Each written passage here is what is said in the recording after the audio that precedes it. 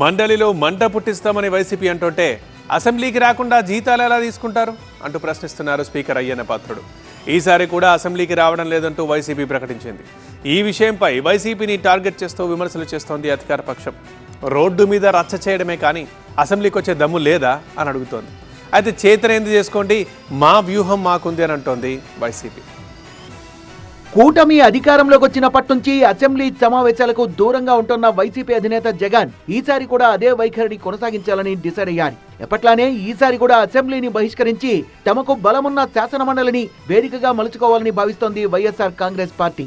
అసెంబ్లీలో తమ గొంతు వినిపించకపోయినా మండలిలో మాత్రం పలు అంశాలపై ప్రభుత్వాన్ని నిలదీయాలని వైసీపీ భావిస్తోంది. మెగా డిఎస్సీ అంశాన్నే మండలిలో ప్రధాన ఆయుధంగా మలుచుకోవాలని వైసీపీ భావిస్తోంది. జగన్ కు ప్రధాన ప్రతిపక్ష నేత హోదా ఇస్తేనే తమ పార్టీ నేతలు అసెంబ్లీకి వస్తారని చెప్తున్నారు వైసీపీ నేతలు. జగనన్న మా పార్టీకి ప్రధాన ప్రతిపక్ష హోదా ఇవ్వాలి, జగనన్నకి ప్రధాన ప్రతిపక్ష నేతగా అవకాశం ఇవ్వాలి, లేకపోతే వీళ్ళు మాట్లాడే అవకాశం ఇస్తారా? వైసీపీ తీరుపై కూటమి నేతలు విమర్శలు గుప్పిస్తున్నారు. గతంలో మండలిని రద్దు చేస్తామన్న జగన్ ఇప్పుడు అదే మండలికి తమ సభ్యుల్ని పంపుతామనడం హాస్యాస్పదంగా ఉందని, జగన్ కు దమ్ముంటే అసెంబ్లీకి వచ్చి డిఎస్సీపై మాట్లాడాలని అంటున్నారు కూటమి నేతలు. ఇప్పటి వరకు ఒక్క డిఎస్సీ కూడా చేయలేని వ్యక్తులు మీరు.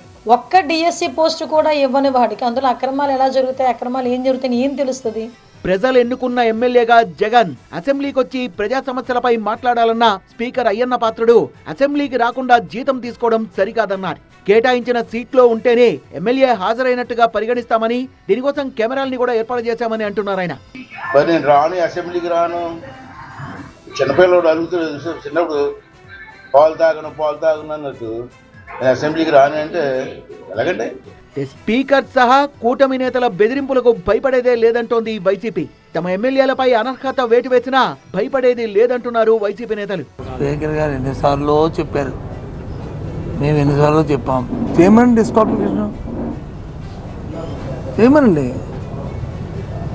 అది చట్టంలో ఉంటే పరిధిలో ఉంటే ఆయన పరిధిలో ఉంటే చేయమనండి.